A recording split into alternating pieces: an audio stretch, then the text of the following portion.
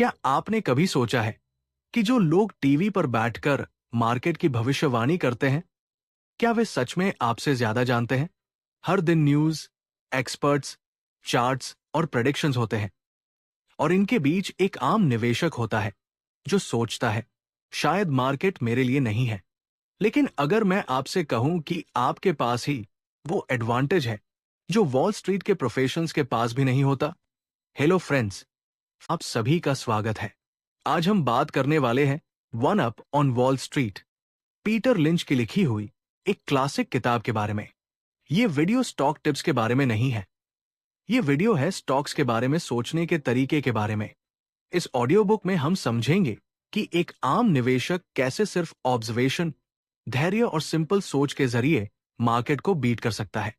सोचिए जरा, क्या एक आम आदमी जो सुबह ऑफिस जाता है, शाम को घर आता है और वीकेंड पर मार्केट के चार्ट देखकर कंफ्यूज हो जाता है, क्या वो वॉल स्ट्रीट के प्रोफेशनल्स को हरा सकता है?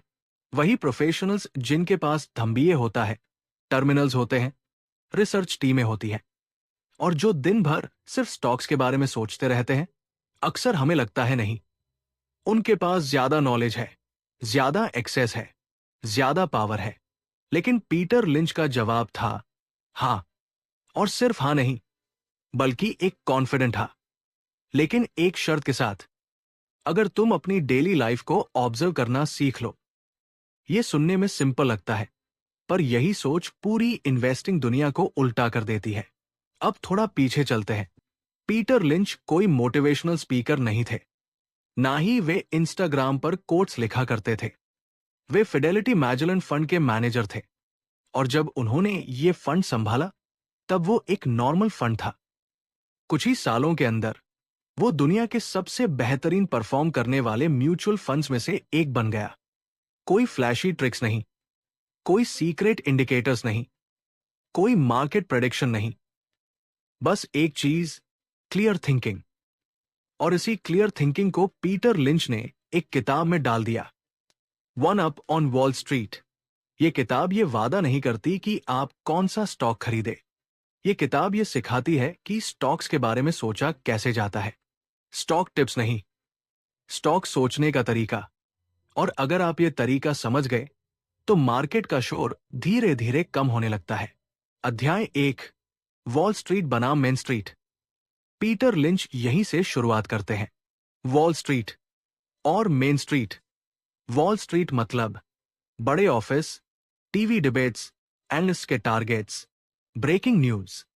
मेन स्ट्रीट मतलब आपकी डेली लाइफ, आपका शहर, आपका ग्रोसरी स्टोर, आपका फेवरेट रेस्टोरेंट। और पीटर लिंच कहते हैं, वॉल स्ट्रीट सब कुछ नहीं जानती। ये बात शॉकिंग लग सकती है, पर थोड़ा सोचिए। वॉल स्ट्रीट नंबर देखती है, आप रियलिटी देखते हो। सोचिए, आप किसी मॉल में जाते हो, एक कॉफी शॉप हमेशा फुल रहता है, लाइन लगी होती है, लोग फोटो डालते हैं, हर महीने नया आउटलेट खुल रहा है, और दूसरी कॉफी शॉप खाली रहती है। वॉल स्ट्रीट अभी भी क्वार्टरली रिजल्ट का इंतजार कर रही होती है, लेकिन आप पहले ही देख चुके होते हो कि ट्रेंड बदल रहा है। पीटर लिंच कहते हैं, यही ऑब्जर्वेशन आपका अनफेयर एडवांटेज है। प्रोफेशनल्स को रिपोर्ट आने का इंतजार करना पड़ता है, आपको नहीं। डेली लाइफ में ट्रेंड पहले दिख जाते हैं। लोग कौन से जूते पहन रहे हैं, कौन से एप्स यूज कर रहे हैं, कौन से ब्रांड बार बार दिख रहे हैं, कौन से प्रोडक्ट्स लोग रिकमेंड कर रहे हैं। ये सब मेन स्ट्रीट के सिग्नल्स हैं, और ये सिग्नल्स बहुत पहले आ जाते हैं, उससे पहले कि वॉल स्ट्रीट उन्हें नंबरों में बदले। पीटर लिंच एक सिंपल जर्नी बताते हैं। Products, store, stocks. पहले प्रोडक्ट पॉपुलर होता है, फिर स्टोर्स एक्सपेंड करते हैं, फिर स्टॉक मार्केट नोटिस करता है।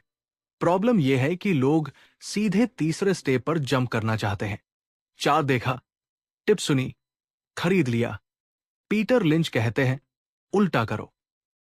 पहले देखो, फिर समझो, फिर इन्वेस्ट करो।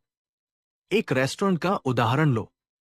अगर आप देखो कि लोग हर वीकेंड उस रेस्टोरेंट के बारे में बात कर रहे हैं, रिव्यू अच्छे हैं, सर्विस कंसिस्टेंट है, तो ये एक सिग्नल है। अभी ये स्टॉक नहीं है, अभी ये एक आइडिया है, और इन्वेस्टिंग आइडियाज ऐसे ही शुरू होते हैं। अध्याय 2, बाय व्हाट यू नो, लेकिन समझदारी से। By what you know, Peter lynch की ये लाइन सबसे ज्यादा गलत समझी गई है।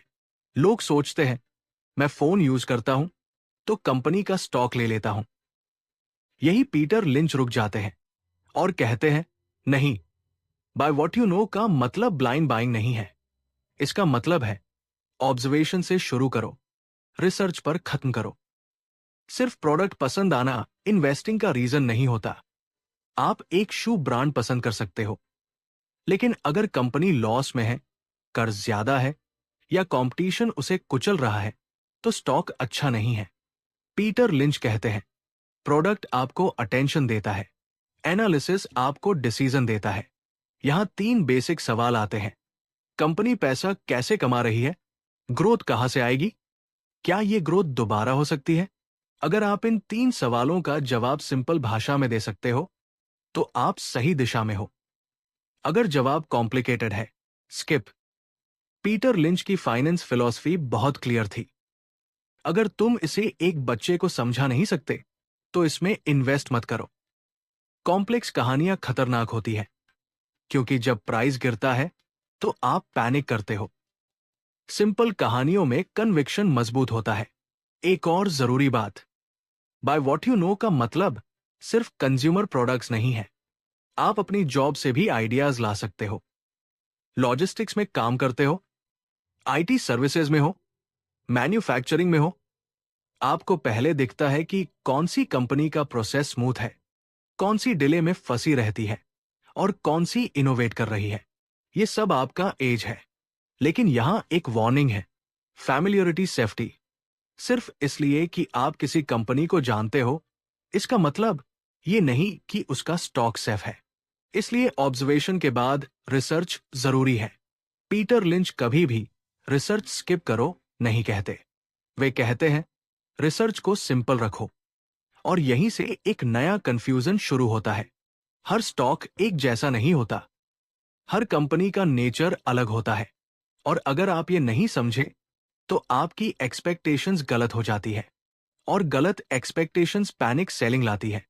इसीलिए पीटर लिंच ने स्टॉक्स को कैटेगरीज में डिवाइड किया। और यहीं से अगली कहानी शुरू होती है। अगर आप ये समझ गए कि हर स्टॉक का बिहेवियर अलग होता है, तो आप आधी रेस जीत चुके हो। क्योंकि मार्केट आपको तब हराता है जब आप फास्ट रिजल्ट स्लो कंपनियों से एक्सपेक्ट करते हो, या स्लो ग्रोथ फास्ट कंपनियों से। नेक्स्ट पार्ट में हम बात करेंगे पीटर लिंच की फेमस स्टॉक कैटेगरीज के बारे में और कैसे ये कैटेगरीज आपको पैनिक से बचाती है। अध्याय 3, स्टॉक कैटेगरीज, कंफ्यूजन कम करो। मार्केट का सबसे बड़ा दर्द लॉस नहीं होता, कंफ्यूजन होता है। लोग एक ही नजर से हर स्टॉक को देखते हैं। प्राइस गिरा, पैनिक। प्राइस बढ़ा, एक्साइटमेंट। पीटर लिंच कहते हैं, यहीं से गलती शुरू होती है, क्योंकि हर स्टॉक का नेचर अलग होता है। अगर आप उसका नेचर समझ गए, तो आपकी एक्सपेक्टेशंस सही रहती है। और सही एक्सपेक्टेशंस पैनिक को दूर रखती है। इसीलिए पीटर लिंच ने स्टॉक्स को कैटेगरीज में बांट दिया। सिंपल कैटेगरीज, रियल लाइफ पर बेस्ट। एक, स्लो ग्रोअर्स। ये कंपनियां धीरे चलती हैं, स्टेबल होती है, ज्यादा एक्साइटमेंट नहीं देती। अक्सर ये मैच्योर इंडस्ट्रीज होती है, ग्रोथ कम, डिविडेंड कभी कभी अच्छा, प्राइस बहुत तेज नहीं बढ़ता। अगर आप इनसे एक साल में डबल की उम्मीद करोगे, तो आप खुद को ही फ्रस्ट्रेट करोगे। 2, स्टॉलवर्ट्स। ये स्ट्रॉन्ग, जानी मानी कंपनियां होती हैं, ब्रांड मजबूत, business proved, growth medium, risk तुलनात्मक रूप से कम, long term stability. Peter Lynch कहते हैं, स्टॉलवर्ट सरप्राइज नहीं देती, पर डिसपॉइंट भी कम करती है। 3, फास्ट ग्रोअर्स। ये सबसे ज्यादा पॉपुलर कैटेगरी है और सबसे ज्यादा खतरनाक भी। छोटी या मिड साइज कंपनियां, तेज एक्सपेंशन, बड़े सपने। अगर सही निकली, रिटर्न्स शानदार। अगर गलत निकली, कैपिटल का दर्द। इस कैटेगरी पर हम अगले चैप्टर में डिटेल में बात करेंगे। 4, साइक्लिकल्स। ये कंपनियां इकोनॉमी के साथ ऊपर नीचे जाती है। Auto, steel, cement, airlines. यहां गलती ये होती है कि लोग साइकिल के गलत फेज में बाय या सेल कर देते हैं। पीटर लिंच कहते हैं, साइक्लिकल्स को समझने के लिए बिजनेस साइकिल समझना जरूरी है। 5 टर्नराउंड्स। ये कंपनियां प्रॉब्लम में होती है, लॉसेस, खराब रेप्यूटेशन, स्ट्रगल। लेकिन अगर सिचुएशन सुधर गई तो रिटर्न्स शॉकिंग होते हैं। High risk, high reward. ये कैटेगरी सबके लिए नहीं होती। 6 एसेट प्लेस। ये वो कंपनियां होती है जिनके पास ऐसे एसेट्स होते हैं जिन्हें मार्केट अभी इग्नोर कर रही होती है। जमीन, brand value, hidden investments. Price कम होता है, वैल्यू ज्यादा। पीटर लिंच कहते हैं, आपको हर तरह का स्टॉक रखने की जरूरत नहीं है। बस इतना समझना जरूरी है कि जो स्टॉक आपके पास है वो किस कैटेगरी में आता है, क्योंकि गलत एक्सपेक्टेशन सबसे बड़ा एनिमी है। अध्याय 4, फास्ट ग्रोअर्स। सबसे खतरनाक और सबसे powerful. Fast growers, Indian investors का फेवरेट ड्रीम। छोटी कंपनी, बड़ी कहानी, तेज ग्रोथ। यही लोग सबसे ज्यादा गलती करते हैं। पीटर लिंच कहते हैं, फास्ट ग्रोथ का मतलब फास्ट प्रॉफिट नहीं होता। फास्ट ग्रोअर्स को टाइम चाहिए, एग्जीक्यूशन चाहिए, डिसिप्लिन चाहिए। फास्ट ग्रोअर्स का सबसे जरूरी सवाल, ग्रोथ कहां से रही है? नए मार्केट्स, नए प्रोडक्ट्स, प्राइस बढ़ाने से, वॉल्यूम बढ़ने से? अगर ग्रोथ का सोर्स क्लियर नहीं है तो स्टोरी कमजोर है। एक और बड़ा खतरा, डेट। फास्ट एक्सपेंशन अक्सर डेट के साथ आता है। पीटर लिंच यहां सख्त है। अगर कोई कंपनी सिर्फ डेट के भरोसे ग्रो कर रही है और कैश फ्लो कमजोर है तो वो ग्रोथ नाजुक है। फास्ट ग्रोअर्स का रोड मैप क्लियर होना चाहिए। अगले 3-5 साल का एक्सपेंशन प्लान, कंपटीशन का जवाब, मैनेजमेंट का ट्रैक रिकॉर्ड, और सबसे जरूरी, ओवरहाइप से दूर रहो। जब हर कोई एक ही ग्रोथ स्टोरी सुना रहा हो तब रिस्क सबसे ज्यादा होता है। पीटर लिंच कहते हैं, सबसे अच्छे फास्ट ग्रोअर्स अक्सर बोरिंग लगते हैं। अध्याय 5, नंबर्स को सिंपल रखो। यहां पीटर लिंच फाइनेंस को एकदम आसान बना देते हैं। उनका रूल सीधा है, अगर समझ नहीं आ रहा है तो स्किप कर दो। मार्केट में कोई एग्जाम नहीं है जहां हर स्टॉक पास करना जरूरी हो। पीटर लिंच कॉम्प्लेक्स रेशियोज के खिलाफ थे। उनका फोकस था सिंपल इंडिकेटर्स पर। Earnings growth. सबसे पहला सवाल, क्या कंपनी का प्रॉफिट समय के साथ बढ़ रहा है या नहीं?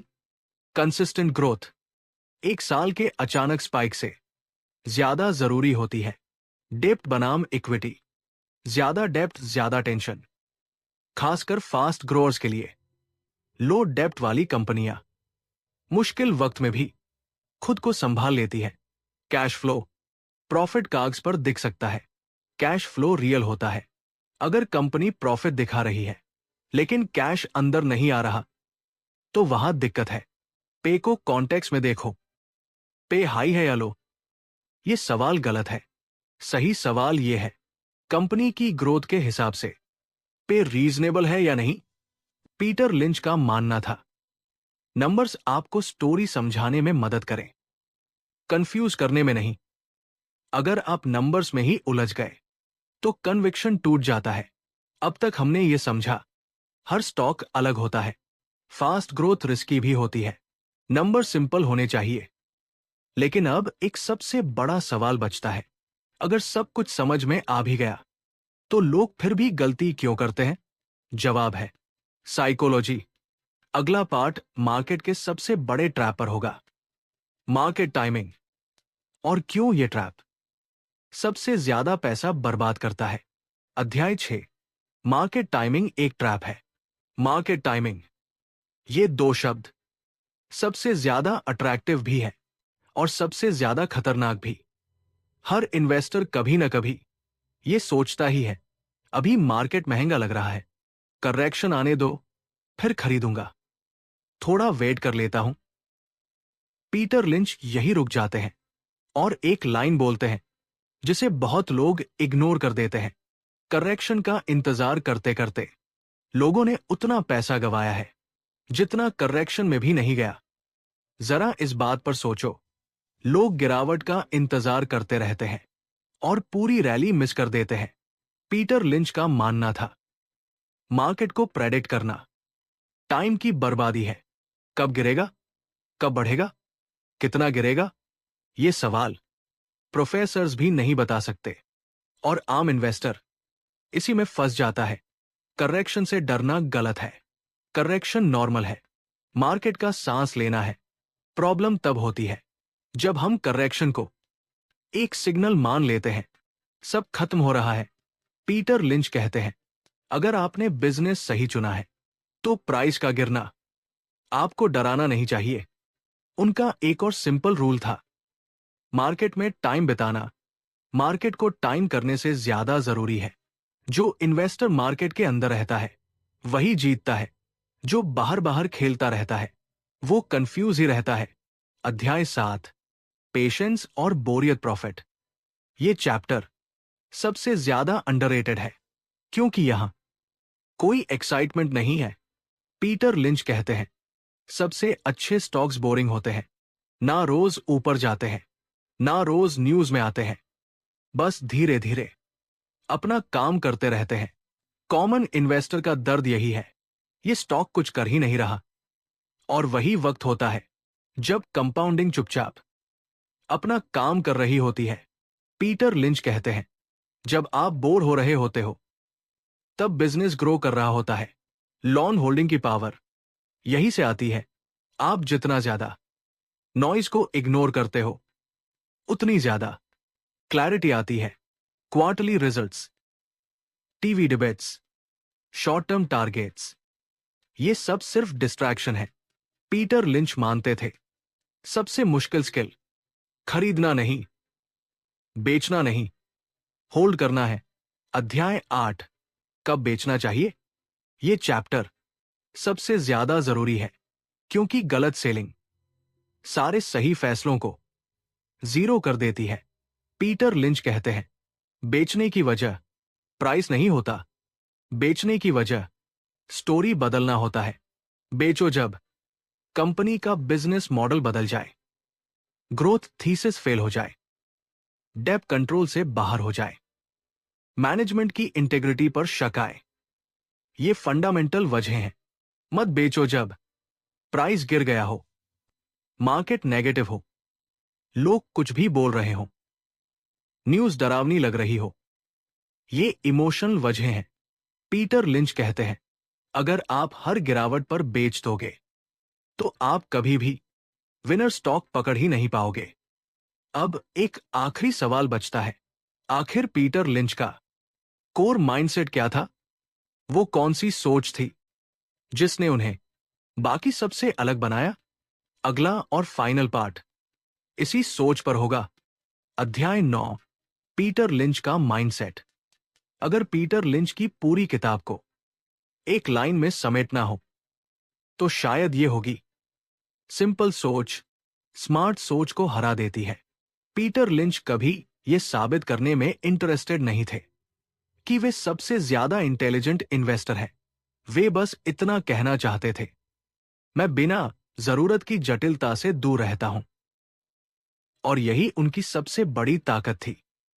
उनका मानना था, मार्केट आपको कंफ्यूज करेगा, एक्सपर्ट्स आपको डराएंगे, न्यूज आपको डिस्ट्रैक्ट करेगी, लेकिन अगर आप ऑब्जर्व करना सीख गए तो आपको किसी और की जरूरत नहीं पड़ेगी। पीटर लिंच के लिए ऑब्जर्वेशन ही पावर थी। डेली लाइफ की छोटी छोटी बातें, कौन सा प्रोडक्ट लोग बार बार खरीद रहे हैं, कौन सा ब्रांड चुपचाप एक्सपैंड हो रहा है, कौन सी कंपनी शिकायतों के बावजूद खुद को सुधार रही है, ये सब साइन होते हैं। और ये साइन टीवी पर नहीं आते। उनका एक और कोर बिलीफ था, कन्विक्शन प्लस पेशेंस एज। अगर आपको खुद नहीं पता कि आपने कोई स्टॉक क्यों खरीदा है तो पहला झटका लगते ही आप उसे बेच दोगे। इसीलिए पीटर लिंच कहते हैं, सिर्फ उसी में इन्वेस्ट करो जिसे तुम समझते हो। अंडरस्टैंडिंग समय के साथ आती है और पेशेंस के बिना अंडरस्टैंडिंग का कोई मतलब नहीं। पीटर लिंच ये भी मानते थे कि इंटेलिजेंस से ज्यादा कैरेक्टर जरूरी होता है। हाई आईक्यू वाले लोग भी मार्केट में बहुत पैसा गवा देते हैं क्योंकि मार्केट आईक्यू को टेस्ट नहीं करती, डिसिप्लिन को टेस्ट करती है।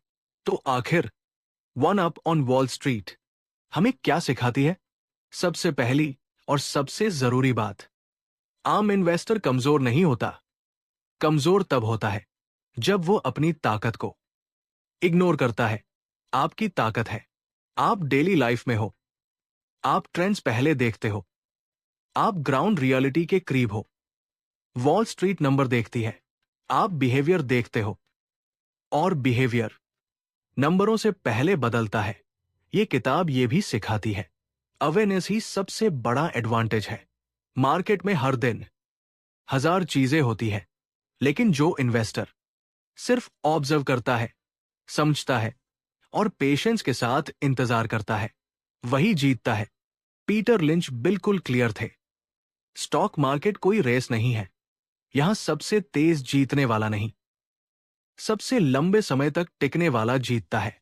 जो रोज ट्रेड करता है वो थक जाता है, जो पेशेंस से देखता है वो चुपचाप ग्रो करता है। और शायद सबसे शांत और गहरी बात यह है, मार्केट में सक्सेस किसी एक फैसले से नहीं आती, वो आती है हर दिन थोड़ी सही सोच से, नॉइज को इग्नोर करने से और बोरियत को एक्सेप्ट करने से। तो अगर आप ये ऑडियो बुक यहां तक सुन रहे हो तो एक बात साफ है, आप टिप्स नहीं ढूंढ रहे, आप क्लैरिटी ढूंढ रहे हो। और क्लैरिटी हमेशा शोर के बाद आती है।